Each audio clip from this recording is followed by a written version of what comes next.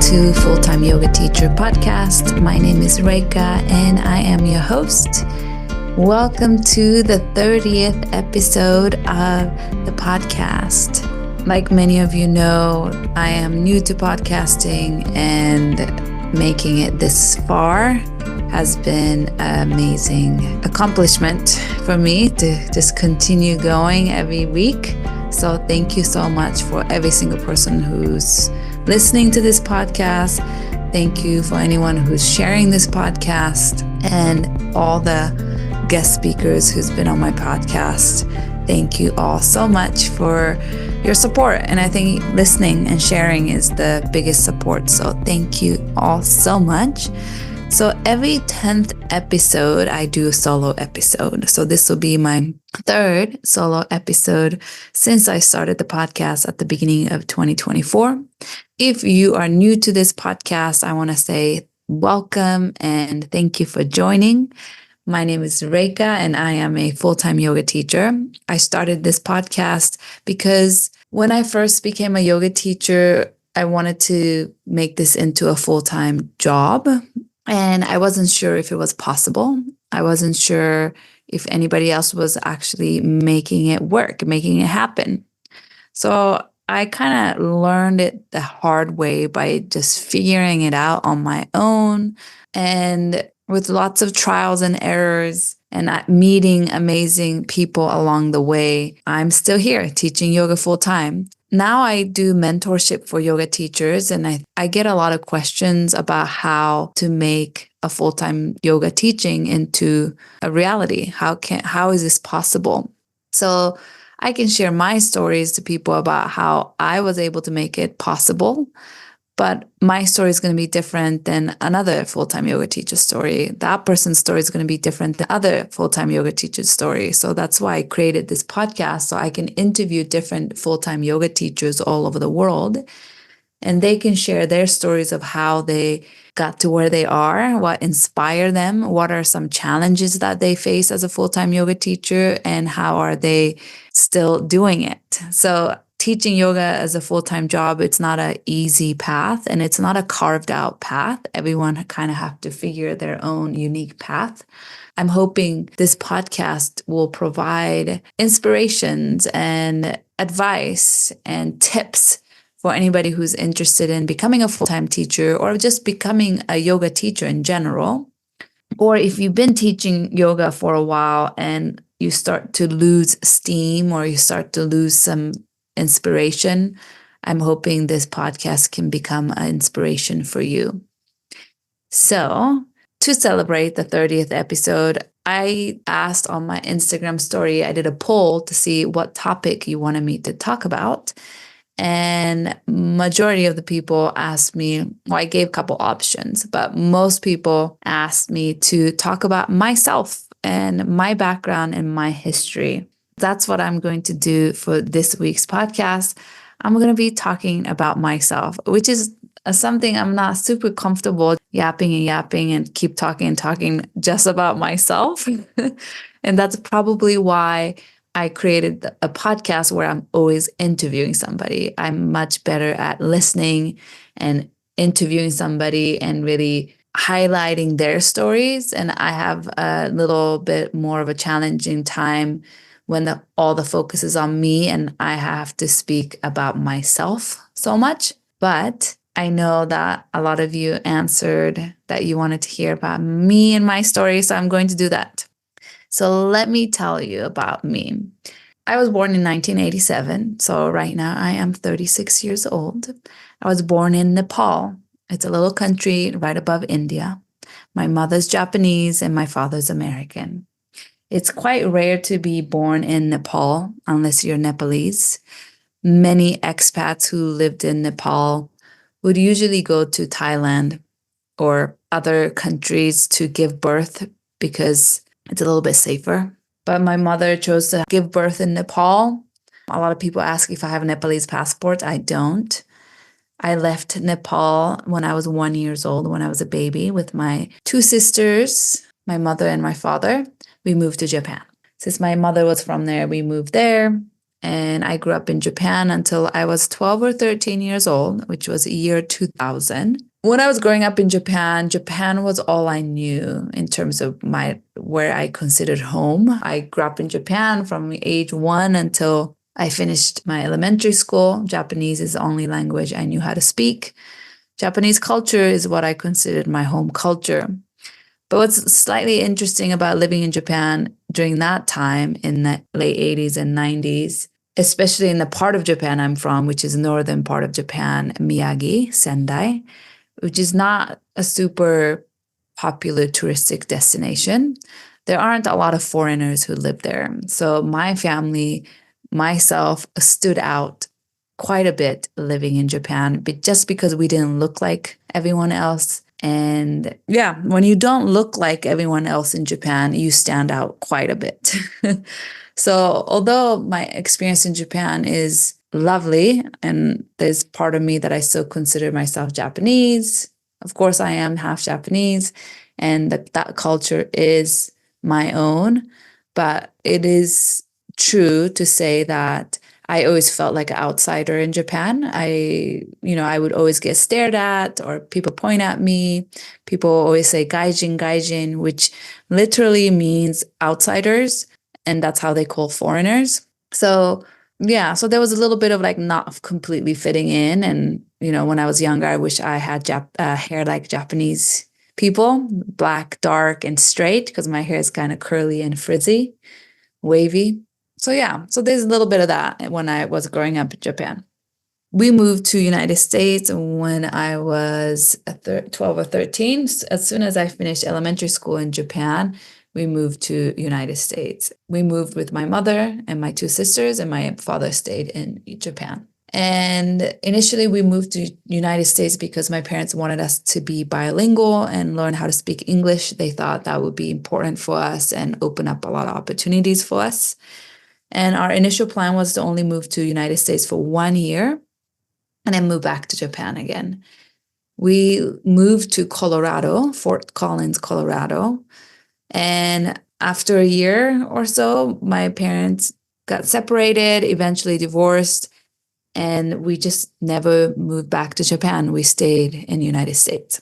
Moving to United States was, of course, a little challenge as a teenager, moving there and not knowing how to speak English, not knowing the American culture very well, trying to fit in again, and also, feeling like an outsider. I mean, I was an immigrant. I was in ESL, English second language classes for many years to learn English. And I don't think you call ESL anymore. There's another name for that now. But at the time of me being in school, it was called ESL, English second language. And that's where I spent a lot of my middle school years and some time in high school to learn English with other students who's also not from the United States. So there's a little bit of insecurities that I still have to this day with my English. English is not my first language, and I still make a lot of mistakes in the way I speak English. And I have an accent, and certain words I have a hard time pronouncing it. So there's a little bit of insecurity I do have with my English. And I think that also translates to sometimes me teaching yoga. There's a little bit of insecurity, especially more in the beginning stage of my teaching, because I knew my English wasn't perfect and I had an accent. Another important thing I want to mention is that both of my parents are Buddhist. My dad is a Tibetan Buddhist. My mom obviously is Japanese, so she grew up in Japan. So I grew up with Buddhism, spirituality, and philosophy in the household, but also growing up in Japan. Japan is a Buddhist and Shinto culture. So that was the spirituality that I was surrounded by growing up. So concept like reincarnation or a meditation was more of a norm for me. And I remember from when I was such a young age, my dad, I remember him sitting and meditating in front of the altar. Every place we lived in, we always had an altar. My dad had statue of different deities or different gods. And I remember he bought me mala beads when I was very, very young, probably like 4 years old or something, when we traveled to Nepal together as a family to kind of go back and kind of visit where we used to live. I remember him buying me mala beads and him teaching me how to meditate with mala beads. And the first mantra he taught me with mala beads was Om Mani Padme Hum, Om Mani Padme Hum. So in that sense, the philosophy, the Buddhist and Eastern philosophy, way of living and spirituality was part of me growing up. And it was almost like a norm growing up. I wanted to share that because circling back to when I started to actually practice yoga asana when I became adult, there was a sense of familiarity when I started to practice yoga and when I started to learn about yoga philosophy and spirituality. It almost felt like coming home, or it felt very familiar. And since I love the movement, I always been active growing up. So the asana was something I really loved. And when I learned the asana and the spirituality aspect of yoga, they both felt very aligned for me just because I also grew up in that Eastern philosophy as a child. All right, so where was I? I moved to Colorado. I went to middle school and high school in Colorado. I played basketball throughout my middle school and high school time. Playing sports helped me transition from living in Japan to living in the United States a little bit better, because from playing sports, I was able to make friends. I was able to be part of a team, part of community. I think I was able to fit in a little bit more in the American culture because I played high school sports. Basketball was a huge part of my life in middle and high school, but I knew that I didn't want to pursue after high school. I kind of wanted to have a life and not completely dedicate my life to sports. So I knew I didn't want to play and pursue playing sports in a competitive level and beyond high school. So after I graduated from high school, I wanted to get away from home and live in California, which is like the dream for, I think, a lot of young high school graduate at the time. So I applied for a couple of colleges in California. I also applied for college in Hawaii. I got into all the colleges I applied for, and I just decided to go to Cal State Long Beach, California State University of Long Beach. Lived in Long Beach for 4 years. I played intramural sports, played basketball for intramural, so continued to play basketball, but more for fun. Tried taking yoga with my mom at LA Fitness one time.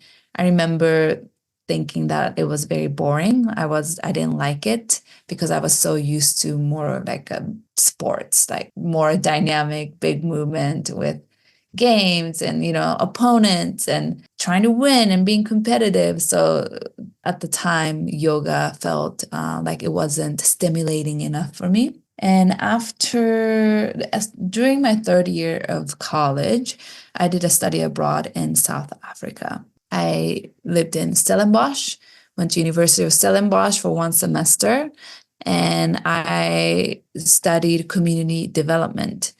And at the time for my undergrad, my major was sociology. I didn't know what I wanted to do with sociology, but I just knew that I really loved learning that subject. So I kind of just went with what I enjoyed learning, not really thinking about what career I'm going to have, but more like I'm just going to go towards the direction of something that is interesting for me. So I was a sociology major. When I did the study abroad in South Africa, I focused on community development work, did a lot of volunteer work, and I realized that this is the path I want to pursue. So, and I loved South Africa so much that I decided that I'm going to apply for a master's program in University of Cape Town in South Africa. So after 1 semester studying abroad in South Africa, I came back to Long Beach, finished my final year in Long Beach, graduated with sociology major, and then immediately moved back to South Africa. And I went to University of Cape Town to pursue my master's degree in sociology as well. But they have a different focus within sociology department. So my focus was development studies. I thought I wanted to work for a nonprofit organization, like international NGOs in humanitarian work. That was kind of my dream when I was in my college and graduate school. During my time in South Africa, I started to practice Bikram yoga. Bikram yoga was recommended to me by a Dutch friend I had, and we started going to a Bikram yoga. I didn't know anything about Bikram back then, but I remember that's the first time I really started to get hooked in yoga. Because coming from athletic background, I feel like Bikram yoga gave me that physical challenge that was very stimulating for my body and mind. So that's when I started to get more into yoga, started more of a regular practice of Bikram yoga during the time I lived in South Africa. And I remember when I was in South Africa, I would start taking different yoga classes from different yoga teachers. And I remember thinking, wow, these yoga teachers look so happy. They were glowing, not only like they looked glowing, like from the outside, they just looked happy and smiling, but they were glowing from inside. And now that I think back to it, I think they were glowing from inside and out because they were living their dharma. They're living in alignment with their purpose. And I think that's what I saw in them. And I remember at that point, it planted a seed in me, a seed of, I want to become a yoga teacher. So that seed was planted back in 2000, maybe 12, when I lived in South Africa.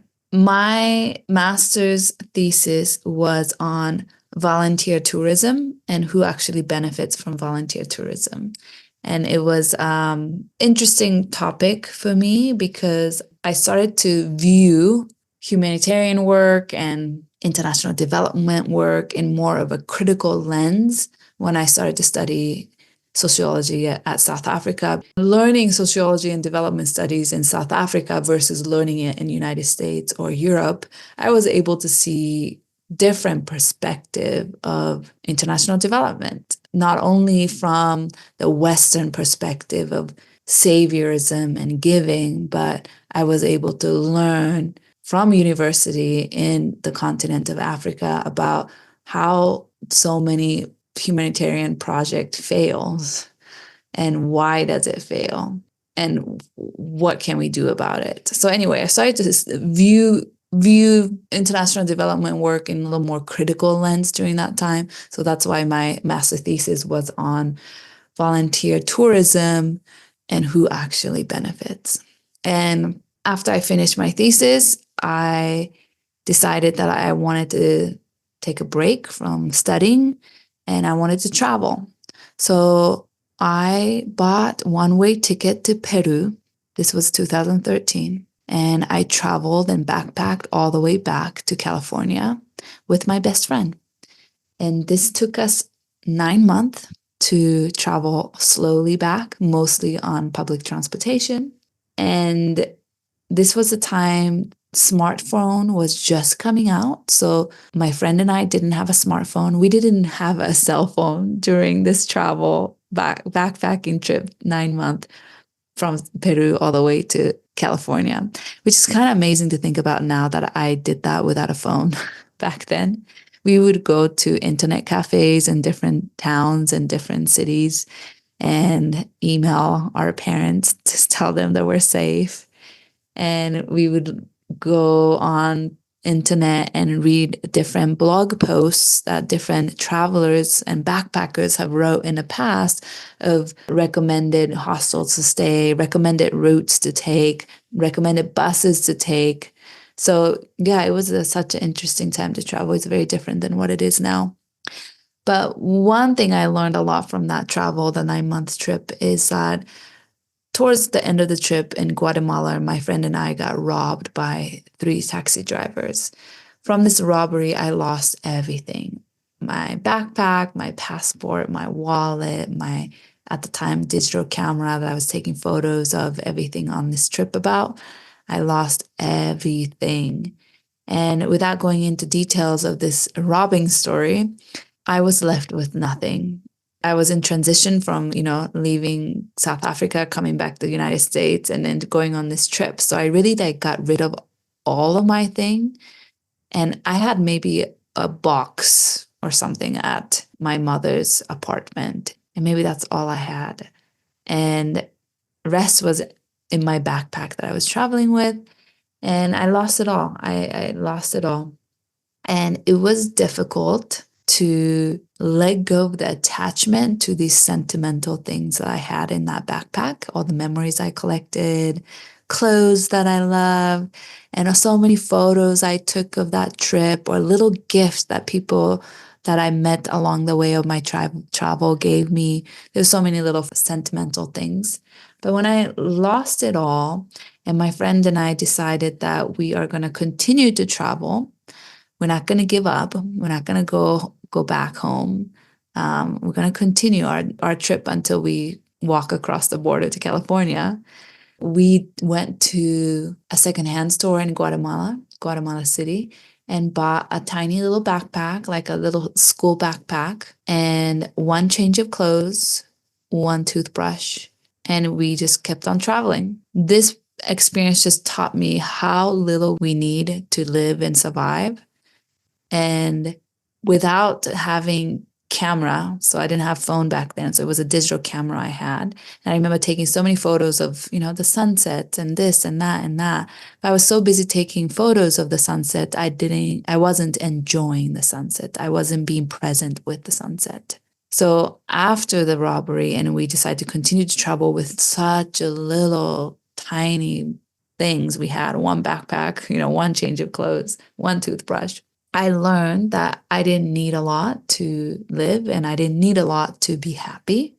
And what I realized, that carrying my heavy backpack full of stuff was so heavy, and it was slowing me down. I couldn't walk for long distance because the backpack was so heavy. Getting on and off the bus was really difficult. So literally, I felt like my shoulders got lighter, and that's like literally, but also like energetically, I felt so much lighter and more free after I got robbed.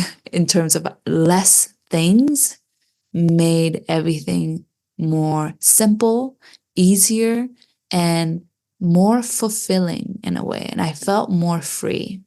So that's a huge lesson I learned from that trip, the 9-month backpacking trip, especially after getting robbed, how attached I was to things, and how the things I owned were pulling me away from being in the present moment and enjoying the present moment of traveling. So rather than taking photos of the sunset, I would watch the sunset and then try to remember it in my heart, my brain, and just really be present with it. So that was a great life experience of a backpacking trip I had. After that backpacking trip, I tried to find a job in LA in nonprofit world. I struggled to find a job. A lot of jobs were very low paid, or a lot of them was internship, or I had a really hard time. And then through the contact I had from South Africa, I was actually able to get a position working in Nicaragua for 6 months, working for a nonprofit organization that did biodiverse farming project in Nicaragua. And they would bring high school and college students from California to a volunteer farming trip to Nicaragua. And I was like the trip leader for them. So because of my thesis in volunteer tourism, I think that's why I got hired for this nonprofit that leads a volunteer trip to Nicaragua. I had an amazing time working in Nicaragua. I learned a lot about farming. I learned a lot about living in a very rural part of Nicaragua. Again, I learned to appreciate the simple things. And I have great memories from that time. The people I worked with was amazing. The students that I got to work with were amazing. And I remember leading a workshop or a lecture on volunteer tourism and trying to get students to think critically about why they're there and what they're doing. So that was one of my signature lectures that I would teach that I actually really enjoyed. That job was great, but it was more like I got stipend, paid enough money to live, but not enough money to save. So it was more for experience rather than earning money. And again, coming back to United States after that, looking for a job in nonprofit world and not getting any luck with it. It was really hard for me because I thought that's what I was going to do. That's what I was meant to be doing.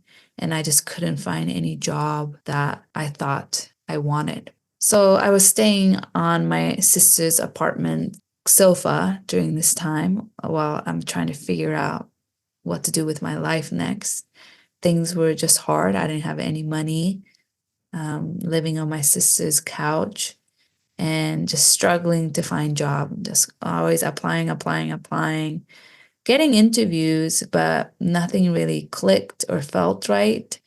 And even the places that I was able to have interview with, like I just really didn't see myself working there. This is a time in my life that life was hard for me. Like everything felt like I was trying to swim upstream. And I started working at a wine bar to make extra money. That's when I got a job in Hawaii, working for a travel company this time, leading a trip for high schoolers, a week-long trip in Hawaii. But I would lead a trip, multiple trips in a row. So like 3 or 4 weeks, I'll be leading a trip.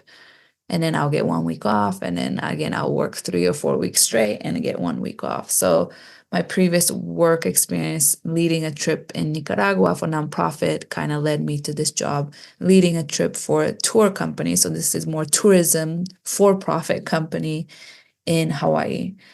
Since I love to travel so much, it was a fun job to take, although I wasn't really working in the field that I felt like I was making an impact or a positive influence, positive impact in the world.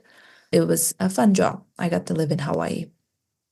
And that Hawaii job led me to a next job. I worked for a company called Backroads, and they are #1 active travel company in the world. That's their slogan. And they lead trips on a bicycle or camping or hiking trips all over the world in the most beautiful part of the world.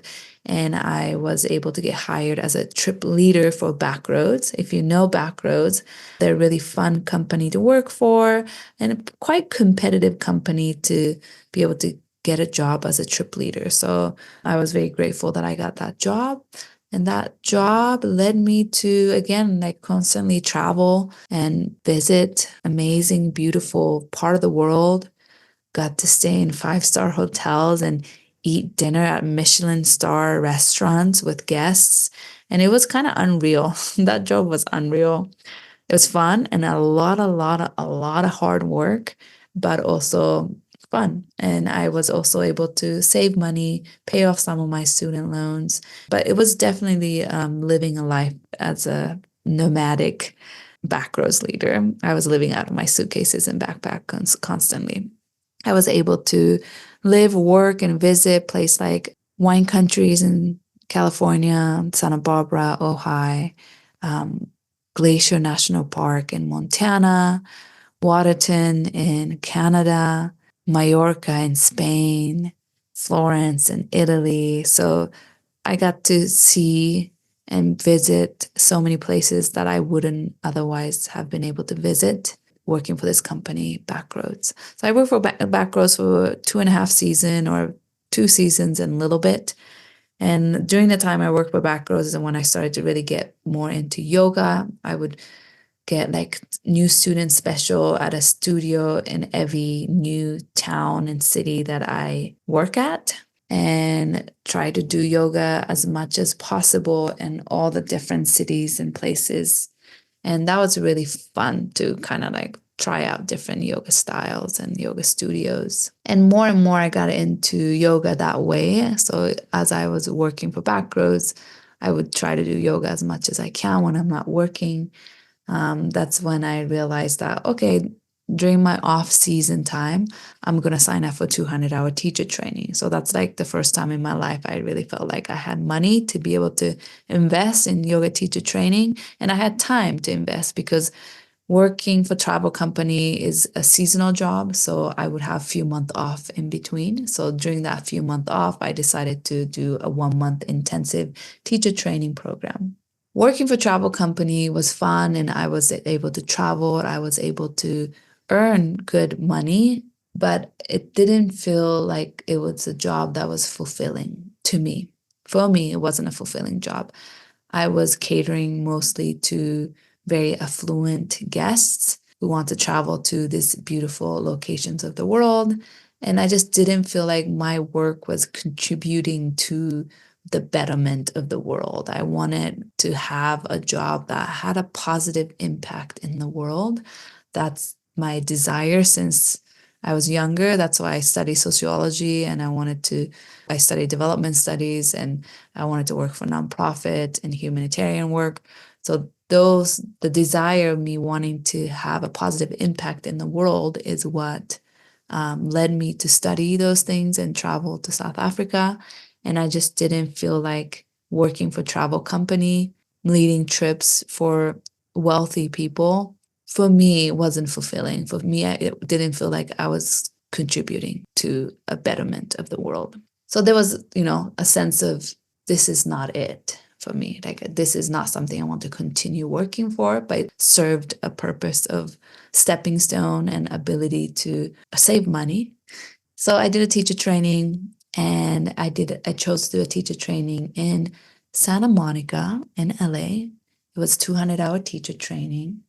1 month intensive. And I did a lot of research, but I knew I wanted a good like anatomy and like physiology and philosophy, like good foundational teacher training. And some of the teacher training program I looked at in different countries just didn't feel like it would give me a really good foundation to be able to teach very physically, anatomically informed class. So I chose with Yoga Works. I didn't know much about Yoga Works, but I knew that they had a pretty good reputation. And one of the reasons why I chose Yoga Works is that I applied for scholarship and I got the scholarship. So I think I got half off on my tuition. So I think I paid like 1,500 or 1,300 or something like that for my teacher training. In exchange of my scholarship, I was to arrive before anybody else every single day at the studio, unlock the door, clean the studio. I'll be the last one leaving, lock the door, clean the studio. And I would take attendance. I would keep track of people's handing in homework as well as if they're on time, all those things. So I was in charge of that. And in exchange of that, I got half off on my tuition. And that was a reason why I chose that teacher training program, is because they actually offered me a scholarship. That teacher training program was great. I stayed in my friend's house in Inglewood. Shout out to my friend Carlos. He let me stay in him and his mom's house. They had an extra bedroom, so they let me stay there. And I think I paid him like $300 to let me stay there for 1 month so I can commute to Santa Monica every day. It was closer than commuting from Long Beach every day. So from Inglewood, I would catch a bus and like 2 metros to get to Santa Monica every single day for this teacher training. And I was supposed to get there the earliest and leave the latest. I would pack lunch. I would do like weekly grocery haul so I can make lunch for the rest of the week to save money. So I'm not spending money on lunch and breakfast and dinner in Santa Monica because it's so expensive. So I really try to like do it cheaply as possible. And that was a great experience. I learned a lot, but definitely, doing the teacher training in Santa Monica, I was the only one who was taking buses and metro to get to teacher training. I was the only one who was trying to save money by not eating lunch out with other classmates. And another thing was I was very tight bodied compared to other people in the training. Coming from sports background, I don't have a dance background or gymnastic background. So my body was always quite tighter than everybody else who was in yoga teacher training. So that was another insecurity of mine I had, is that I was tight. I couldn't do some of the poses, or it didn't look as graceful as other people because my body was tighter. And also my accent and my English, not being English being my second language. That was my like a little bit of insecurity I had, and still do. I'm still working on that always. So after the 200-hour teacher training, I knew I wanted to start teaching right away because my goal was like, okay, after I graduate, I'm going to start teaching yoga. And if I can make a living as teaching yoga, then I'm going to continue teaching yoga. And if I realize that, okay, this is not going to work, I'm not making enough money teaching yoga to make a living, then I was going to go back to my backroads travel company job. So I started applying for a teaching job even before I finished my teacher training. Like a week before I finished teacher training, I started emailing studios in Long Beach to see if anybody wanted to hire me as a yoga teacher. I moved back to Long Beach after graduating from teacher training. I found a tiny room to rent in a 3-bedroom apartment. My rent was $475 to live in a tiny room. When I say tiny, the room was so tiny. I bought like a pull-out couch. You know those couch that become a couch, but you can pull it out and it becomes a bed. So I bought like a really tiny pull-out couch. And during the day, I would make the bed into a couch. And at night, I'll pull it out into a bed and then sleep on it. And during the day, if I didn't make the bed into a couch, like my room, I barely had any space in my room to do anything. That's how tiny my room was. I couldn't even put my yoga mat down to practice if my tiny sofa bed was pulled out into the bed version. I had to pull it back into a couch version if I wanted to put my mat down. But I was very proud of that room. I hadn't had my own room in a long time at the time, since I was traveling for quite some time. So I was very happy and proud of that room, I remember. And I bought a bicycle and I started teaching yoga, and I would ride a bicycle to different locations that I would teach yoga at. I ended up teaching spin to make extra money. I ended up teaching HIIT classes, Pilates fusion, just anything anyone would offer me to teach, I would take it. I would work at a spin studio as a front desk person, as well as a cleaning person to make enough money to live. So yeah, so anybody asking if full-time yoga teaching is possible, it is possible, but I lived very simply. And I still try to live pretty simply now, but at the time, really simply. No, just riding bicycles, lived in a tiny room, really didn't have a lot of expenses. Or, it was on purpose. I didn't have a lot of expenses so that I can really make more than what I spent. And so I really kept my spending really low. And my goal was to slowly reduce other type of jobs like cleaning studios or spin classes or HIIT classes, and slowly increase yoga teaching job until eventually I can make a full-time living just teaching yoga. So that was my goal from the beginning. So slowly, I started getting rid of spin classes, started getting rid of studio job, or checking in at the studios, cleaning job, so I can start saying yes to yoga teaching job. That was my goal, and it happened. I eventually only taught yoga and was able to make enough money and make a living just teaching yoga. During the time, I also applied to do a 300-hour yoga teacher training. 300-hour yoga teacher training I chose to do at Yoga Works again, because I really respected the teachers from Yoga Works. They had amazing teachers. And they, again, have a reputable, good quality teacher training program. And I met amazing teachers from Yoga Works. My 200-hour teacher training lead teacher was Malachi Greaves. And for my 300-hour, my mentor was David Lynch. I assisted his class. I took a lot of his class as part of 300-hour teacher training. And for 300-hour teacher training, every weekend modules, we had different teachers kind of talk about their specialty. So I got to learn from Lisa Walford, who's an amazing Iyengar teacher. I got to learn from Mia Togo. She now lives in UK, but great teacher. Joan Hyman, I still consider her one of my main teacher. and many more. There's many, many more amazing teachers that come from Yoga Works that I have a huge respect for. Another thing I want to say was that at the time when I started teaching yoga, when I was a newer teacher, I had a partner at the time who was not very supportive of me pursuing yoga teaching as my main job.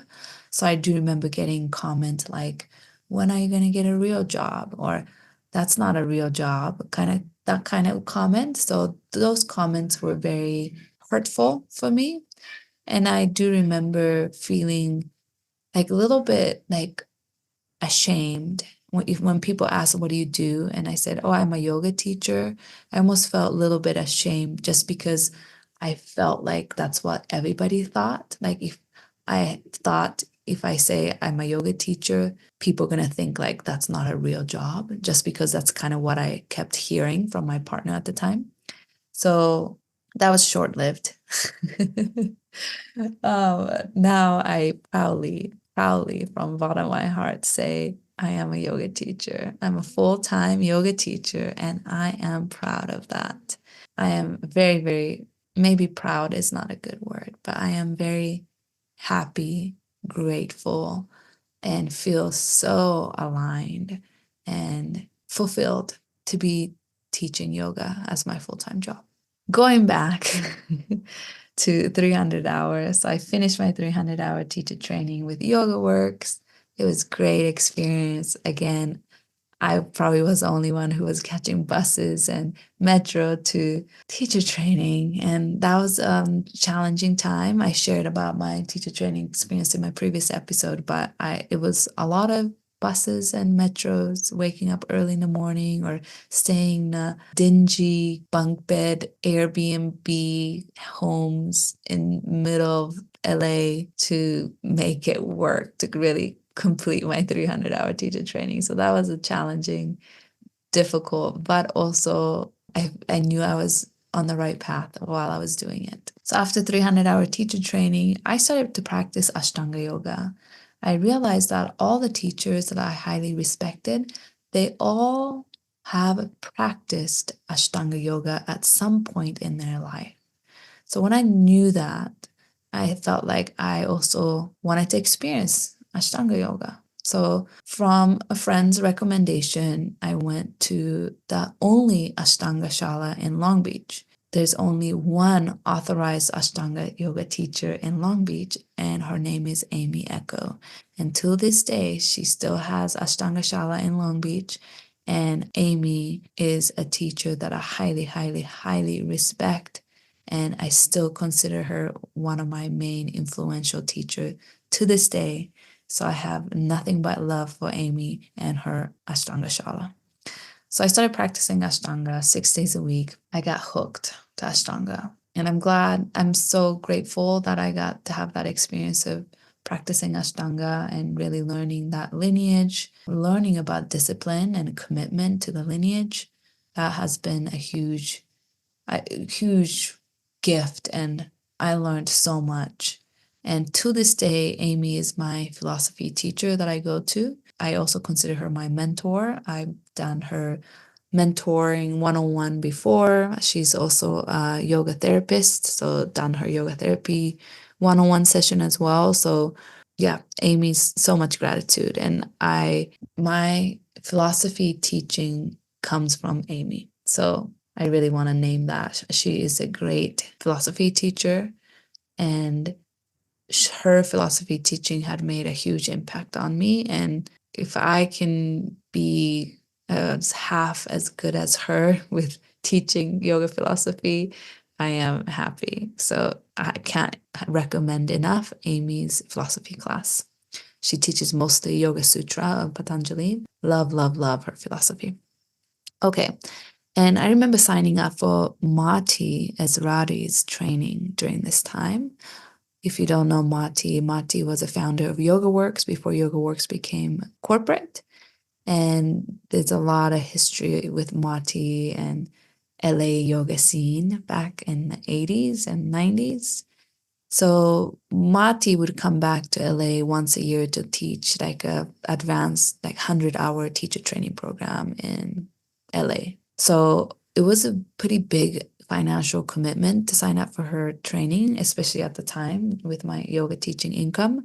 But I remember making a commitment to do it because I felt like every single person, every single yoga teachers from Yoga Works that I respect, they all talk about Mati as their teacher. So I was like, okay, I have to train with Mati. If that's my teacher's teachers, then I need to train with Mati. And when I signed up for her training, and I signed up for her training probably like 8 months in advance because I didn't want it to get sold out. A couple months before that training, we all received this sad news of Mati Ezrati passing unexpectedly. And even though I never met her and I never got to train with her, it was very heartbreaking for me because Mati was such an influential teacher for many, many of my teachers that I looked up to and respected. So I knew how influential and powerful Mati was.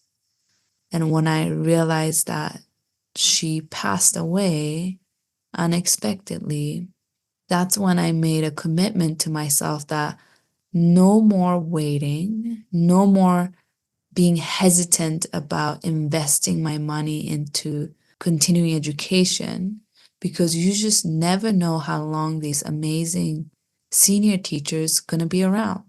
So no more waiting. I need to invest my time, effort, money into learning from the best, and no more being hesitant about spending money on continuing education from amazing teachers that's out there, especially senior teachers.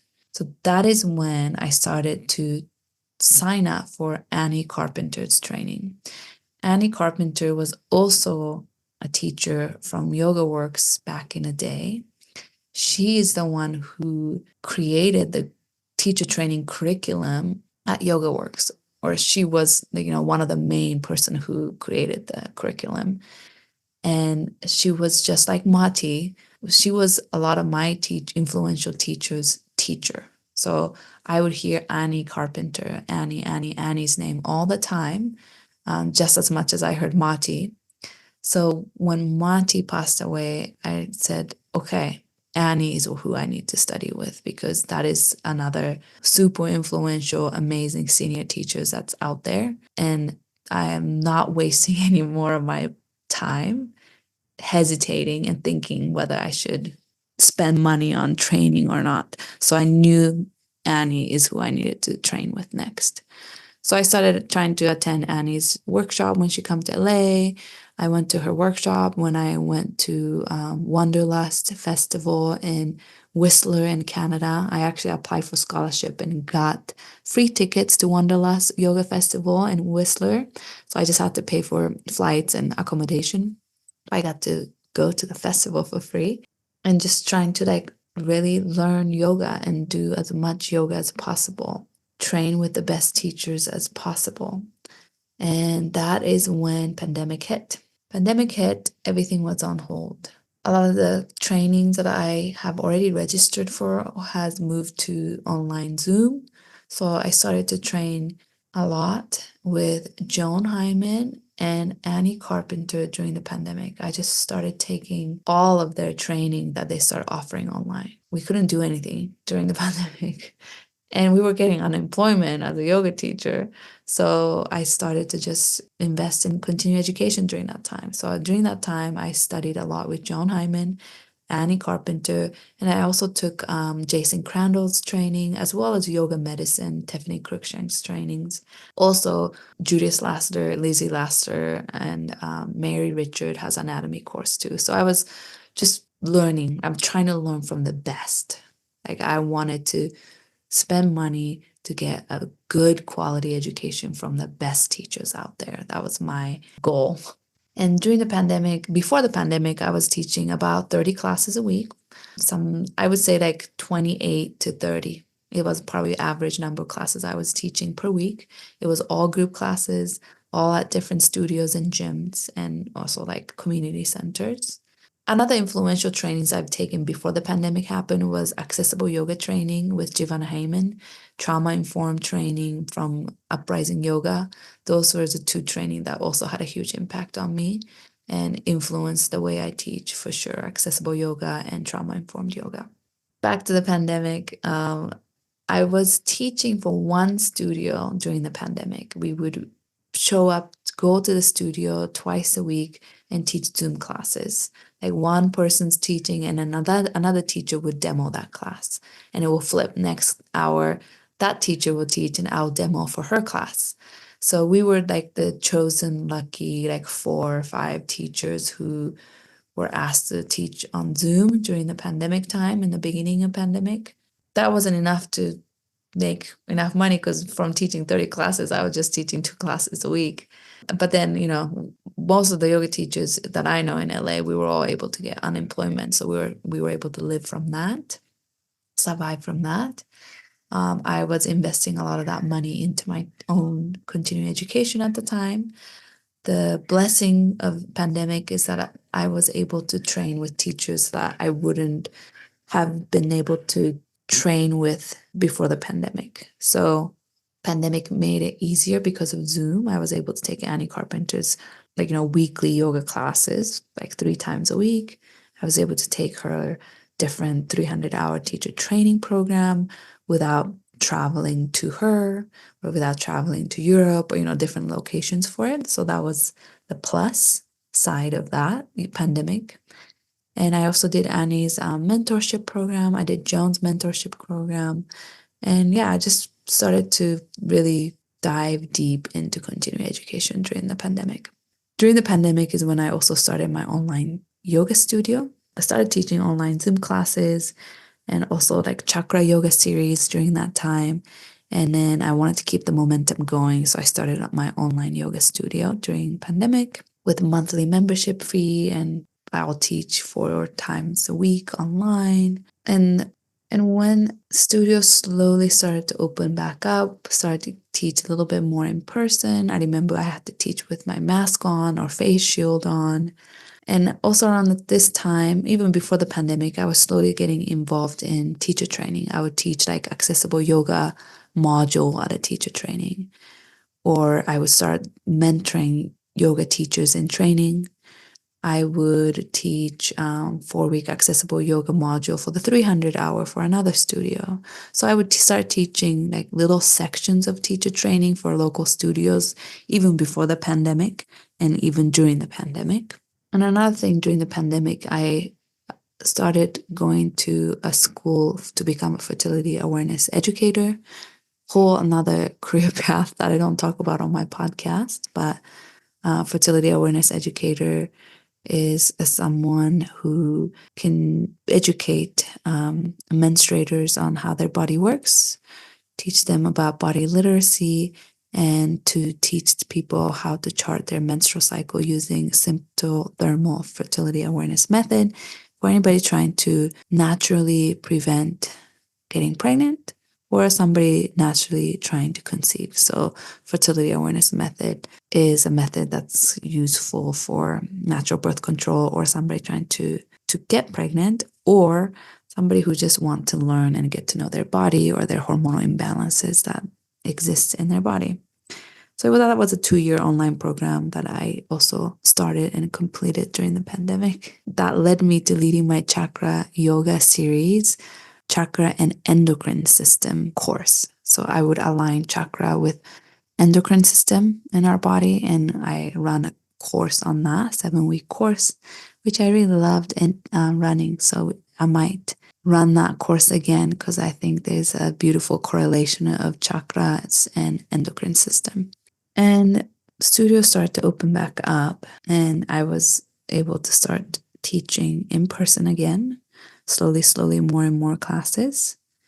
But I knew I didn't want to go back to teaching 30 classes a week. That was not a sustainable schedule, and it's a recipe to burn out. And I don't wish that on anyone to teach 30 group classes a week. And I knew I couldn't continue that forever. So now that I taught some classes online, I have my own online studios. I started my own mentorship program for yoga teachers, mentoring newer or any, it doesn't have to be new, any yoga teachers who wanted the support and guidance, as well as community of other yoga teachers to be inspired from and learn from and share with and support each other. So I also created not online, but mentorship program during the pandemic as well. Kind of fast forward. Now I'm teaching about 15 yoga classes a week, and I was able to increase my income compared to used to teaching 30 classes a week, just running around. So, slowly I'm able to streamline my schedule and work smarter. I always ask my guests, what are different income streams that you have? So I want to share what's my different streams of income as of now. When I live in California, is that I work for studios. I work for climbing gym. I manage the yoga program at climbing gym. So I do the scheduling, hiring, auditioning at the climbing gym. So that's another streams of income. I do mentorship program. That's another streams of income. I have my online yoga studio. That's another streams of income. I also have corporate yoga that I teach a few times a week. That's another streams of income. And I also do private yoga. So those are my streams of income that I have. I also teach online course on fertility awareness method and see clients one-on-one for fertility awareness work. So that's also another streams of income, but that's much smaller portion of my income. Majority of my income is through yoga. Recently, I finished a continuing education called Physio Yoga training, and that is where it's a training for yoga teachers to learn about physical therapy work and their knowledge. So that training was, I think, 150 hours online. It was super in-depth and helpful training. I really loved that training. That training helped me become a better private yoga teacher. And I also teach a weekly class in Long Beach called Therapeutic Accessible Yoga Class. And it's a maximum of 3 students per class. And people with pain or injuries, recovering from surgery, or have some kind of disability or some kind of physical challenges or limitation would come to that class, and I would teach a therapeutic accessible yoga class. And that's another joy of mine, to teach that kind of class using a lot of props and chairs and straps and bolsters and blankets, and really being able to individualize the practice of yoga to each student who show up that day. So that's another passion of mine, is teaching accessible therapeutic yoga class. And definitely I became a better teacher to teach that once with all my trainings, but the physio yoga teacher training program really helped me excel or become better at teaching in that kind of setting. Now, not fast forwarding. So that kind of brings me to this year. This year, at the beginning of 2024, I assisted Annie Carpenter's Smart Flow 200-hour teacher training that she did in Oakland, California. I asked her if I could assist her teacher training program because Annie haven't taught 200 hours in quite some time. She's been teaching 300 for a long time, but she hasn't taught her 200 in a long time. And as soon as I found out that she's teaching 200-hour teacher training, I knew that I wanted to go assist her to learn as much as I can from her how to teach 200-hour teacher training. She said yes, and there was about 4 more assistants in that training. And every other weekend, I would fly to Oakland, stay at Airbnb, and assist Annie's teacher training, 200-hour. And 1 week of that training was in Mexico and Tulum. And I was the retreat coordinator for that 1 week in Tulum. So not only I was assisting Annie during that time, but I was also in charge of transportation and, scheduling and rooms and all the coordinating administrative stuff that I was able to assist in that teacher training, which was a great experience. Assisting Annie Carpenter's 200-hour was my dream come true. And I became such a better teacher from it. And I was so grateful that I got to be part of that training and assist Annie in that way. That led me to April of 2024, I moved to Peru to teach 200-hour teacher training. This job, I was hired and signed a contract probably like almost 10 months ago. I got hired to teach a 200-hour teacher training program in Peru for 4 months. I was contracted to teach 4 200-hour teacher training programs. They're hybrid programs, so they do 2 weeks online and 2 weeks in person. During the 2 weeks in person, the students travel to Peru. So it's almost like a retreat style, immersive 2 weeks, 200-hour teacher training. So myself and 2 other teachers are, all 3 of us are like a lead teacher together, that we lead and do this teacher training. So yeah, that's where I am now in Peru. I've been here since end of April. I'm here till end of August teaching 4 200-hour teacher training program. And it's been so amazing to teach 200-hour here. I have been in charge of teaching history of yoga, Yoga Sutra of Patanjali, philosophy, and also teaching methodology like sequencing and cueing. And that's been such a joy for me to teach in such a deeper level to students and be with the same group of students for 2 weeks straight, really getting to know them, really teaching them not only like asana class, but teaching them philosophies and histories and meaning behind why. That's been such a joy. And it almost feels like I am, not almost, this experience has made me feel like I am on the right path. I am living my dharma to be teaching teacher trainings. And I just love going deeper in the topic of yoga, not just teaching a group asana class. So that's been a huge, huge joy. And I'm learning so much as a teacher, growing so much as a teacher and human being in Peru, and also just being immersed in Peruvian culture, meeting amazing Peruvian people, learning Spanish as much as possible, and also trying to see different parts of Peru, and really grateful for this experience in Peru. So that's kind of leading me to where I am now. I'm still running my online studio while I'm in Peru. I'm still doing my online mentorship program for yoga teachers in Peru.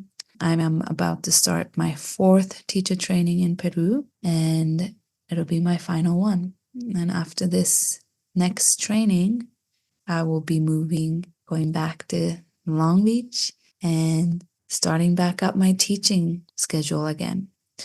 I'm trying to narrow or streamline my teaching and focus more energy on teacher trainings, mentorship, private yoga, and want to learn more about physical therapy work, more anatomy, pain science, biomechanics. I really want to refine my private yoga teaching skills as well, and more of a therapeutic, accessible yoga private teaching work is something I want to pursue more on. So yeah, that's kind of where I'm going. Oh yeah, and I would love to run a yoga retreat soon somewhere, maybe Peru, maybe Mexico. More information on that to come.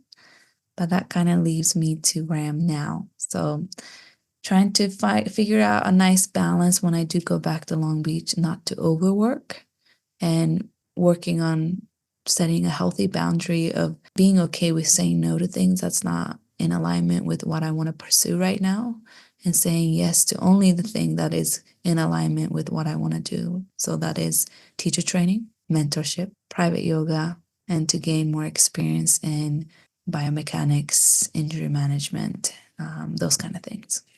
So that's kind of my goal. And retreats in the future. Ethical retreats is kind of what I want to focus on in the future. My desire to want to be the positive impact in the world, that desire I had from young age throughout college and grad school, even though I couldn't get a job in a humanitarian work or nonprofit work, I'm also trying to see how I can weave in that work into my yoga teaching. And I think it's possible. And there's great example of organization and yoga teachers doing something like this. And I want to uplift and share their voices on my podcast in near future. And I want to run a yoga retreat that is ethical and also has a huge aspect of giving back. And that is one of the reasons why I have Yoga for Change program for my online yoga studio, where we raise awareness and raise funds for different nonprofit organizations around the world who's doing amazing work, and a lot of time grassroots organization. So as my online studio, every month we do Yoga for Change class, where it's a donation-based class where we raise awareness and money for a nonprofit organization or for a cause, as well as 5% of my monthly yoga studio's profit will be donated every month to an organization that is collectively chosen together as studio members. So that's a huge part of my business model.